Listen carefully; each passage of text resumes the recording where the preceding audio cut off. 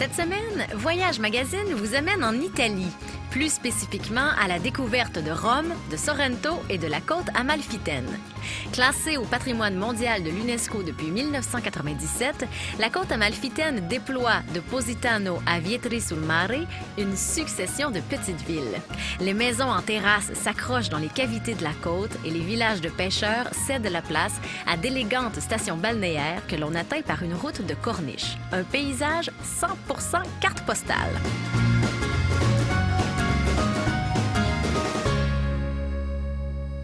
Mesdames et messieurs, bonjour et bienvenue à Voyage Magazine, votre émission voyage sur les ondes de Télémag. Cette semaine, en compagnie de mon invité François Reny, porte-parole pour le Voyagiste de Québec, on vous propose un séjour de 3 semaines en Italie pour découvrir les paysages fantastiques de la côte amalfitaine. François Reny, bonjour. Salut Mélissa. Ça va bien? C'est bien présenté, on a déjà le goût d'y aller. Oui, hein, c'est bon ça.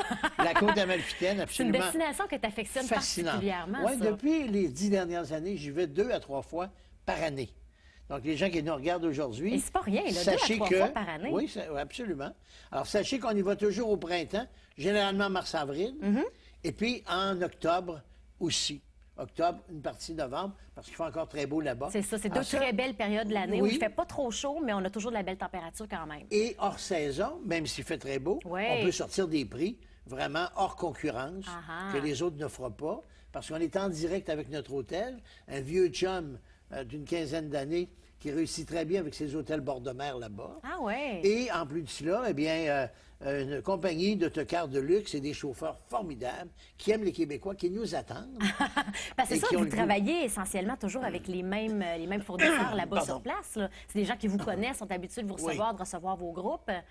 Depuis ces 10 dernières années, c'est avec le même groupe, le groupe Giglio là-bas, un jeune président et propriétaire de à peine 40 ans, même pas, très dynamique, qui partage avec les gens du monde entier ces hôtels, parce qu'il y a les Britanniques qui adorent cet hôtel, il y a les Allemands qui y vont également, et nous, on a nos semaines toujours réservées.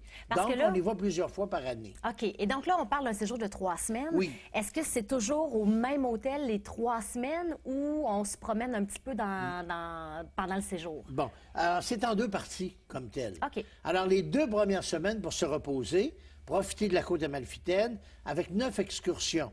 Il y en a 5 qui sont incluses dans le prix, bien que ce soit un prix très bas. Et en plus de cet hôtel bord de mer, on a tous les transferts et on a 3 repas par jour avec le vin pour dîner et souper, le vin et l'eau minérale servis aux tables, autant le midi que le soir. Donc, c'est 3 repas par... Il ne reste plus grand-chose à payer. Ben non, c'est ça. C'est un style de tout inclus, finalement. C'est un style de tout inclus avec 5 excursions. Et il y en a 4, des incontournables, qui sont plus dispendieuses un petit peu, qu'on ne peut pas inclure dans le prix, c'est-à-dire Napoli, parce qu'on fait le tour de Naples, évidemment. On va aller au Vésuve, monter jusqu'en haut sur le cratère. Le volcan qui est encore en activité. Absolument. Il dort tranquille. On essaie de ne pas le déranger trop souvent. On veut pas trop le réveiller quand même. On va aller le voir, mais on va rester prudent quand même. Exact. Et puis, il y a Pompéi le matin, cette ville qui l'a ensevelie lors de la fameuse éruption explosive, parce que c'est plus qu'une éruption. C'est vraiment une explosion volcanique. Le 24 août de l'an 79, quand le Vésuve, donc, est sorti de la terre et a tout brisé autour. Il avait 5000 pieds, le Vésuve, cette montagne. Il y en a 3000 aujourd'hui. Et ça s'est fait en 72 heures. Tous les débris se sont répartis. C'est ça, dans le fond, la ville de Pompéi qui a été recouverte par les 25 cendres. pieds de cendres, de pierre ponce et toutes sortes de matériaux. Mais ça a sauvé sur Pompéi. Ben oui, c'est ça. Ça l'a protégé. Ça l'a préservé, cette ville-là, qui a été redécouverte, dans les années 1700, 1800?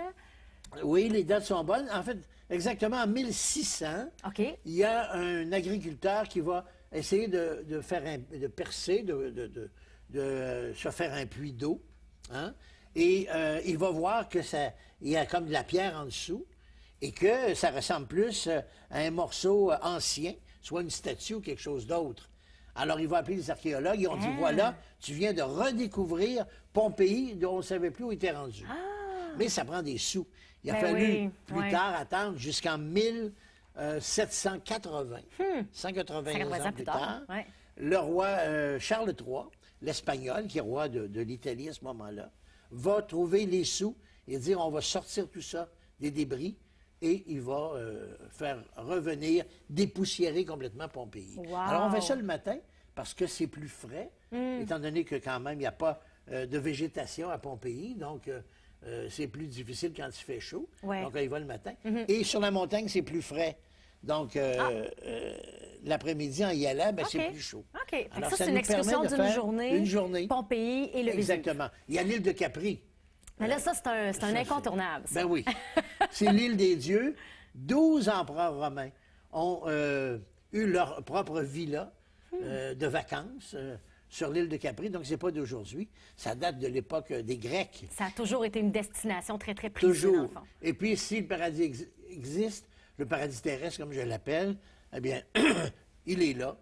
C'est l'île de Capri. Il n'y a pas plus beau au monde. Alors, donc, ça fait partie. C'est un coup de 25 cœur. minutes de Sorrento, c'est un coup de cœur. Un coup de cœur de François Reny, puis un coup de cœur de plusieurs voyageurs Tous les gens aussi, qui viennent, ils me hein. disent Ah ouais, toujours Capri, c'est à part. Alors, on prend le bateau, on a l'autocar pour nous rendre jusqu'au port. De l'autre côté, d'autres autocars nous attendent OK. parce que c'est en 2 parties.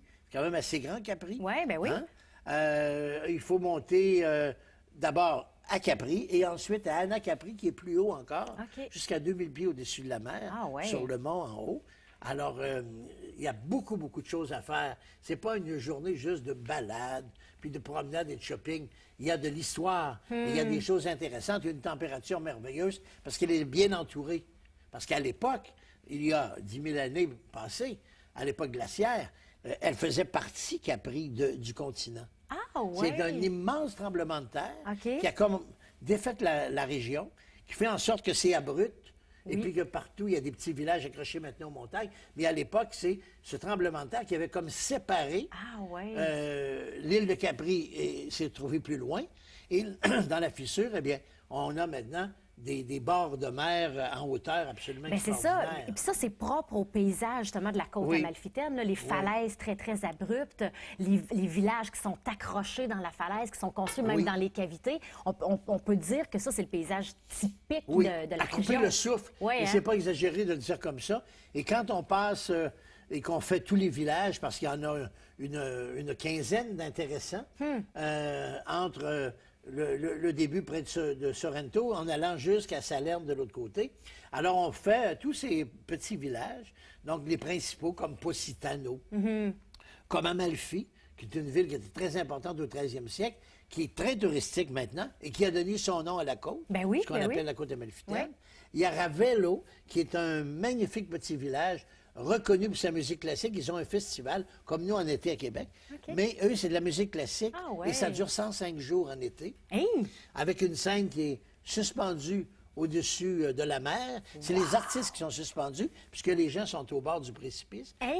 Hein, ceux C'est qui donc bien viennent, impressionnant, les ça. spectateurs. Wow! Et sur la scène, eh bien là, vous avez l'orchestre symphonique et les chanteurs, par exemple. Et ce sont un système de pilotis, un petit peu en oblique, qui tiennent la scène suspendue dans les airs.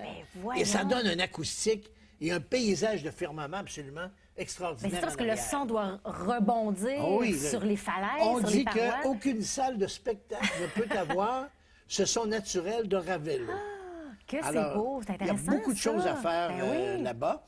Et il y a Naples, comme je l'ai mentionné Ouais. aussi. Dans le Naples, la côte amalfitaine, le Vésuve et Capri. Ça, c'est 4 excursions qu'on peut faire également, en plus des 5 qui sont incluses. Donc, vous êtes occupé 8-9 jours pendant les 14 que vous êtes là-bas. Ben oui. Le reste du temps, le soleil, la mer, le repos. C'est le temps d'en profiter. Voilà. Là, on a parlé des quatre excursions oui. qui sont en surplus, finalement. On s'arrête quelques instants, le temps d'une courte pause. Et au retour de la pause, mesdames et messieurs, on vous parle des autres excursions qui sont incluses dans le voyage, et Rome, notamment.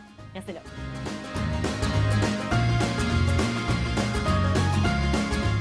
Quelle ville a été enfouie sous plusieurs mètres de sédiments volcaniques et tombée dans l'oubli pendant 15 siècles?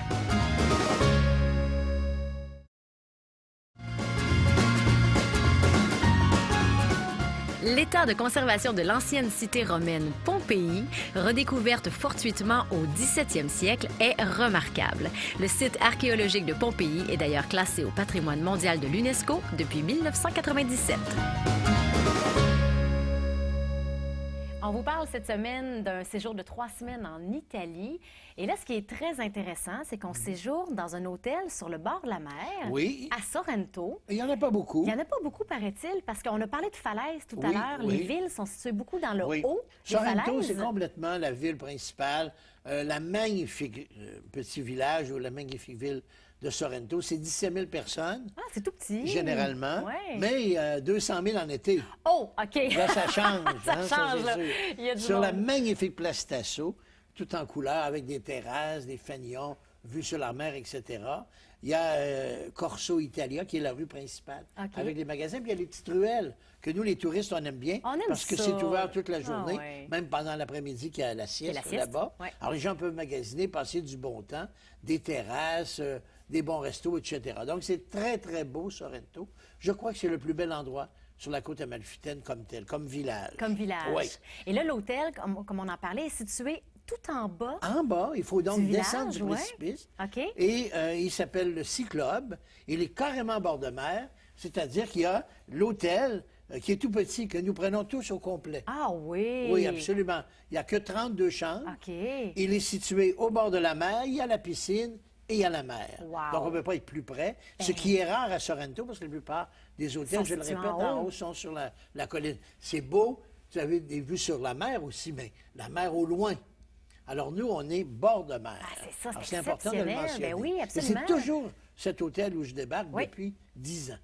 Donc, c'est pour ça que je peux en parler amplement. Fait que vraiment, je pense que c'est une Ouais. combinaison idéale entre, c'est ça, un séjour en bord de mer, Oui, du type plutôt vacances, Exact. et en même temps une découverte de la culture, de l'histoire de la région, comme on en a parlé tout Oui, à l'heure avec, oui. avec les excursions. Là, il y en a 5 autres excursions dont on n'a pas Oui. parlé encore, qui sont incluses dans le ouais. forfait. Il y en a une qui est Parlons-en. intéressante. Ben, elles sont intéressantes. Tout d'abord, il faut aller visiter Sorrento. Ben oui, bon, Évidemment, c'est on ça. est C'est là. le village où on est, donc, on je est fais basé. tout le tour avec eux de Sorrento, une grande marche.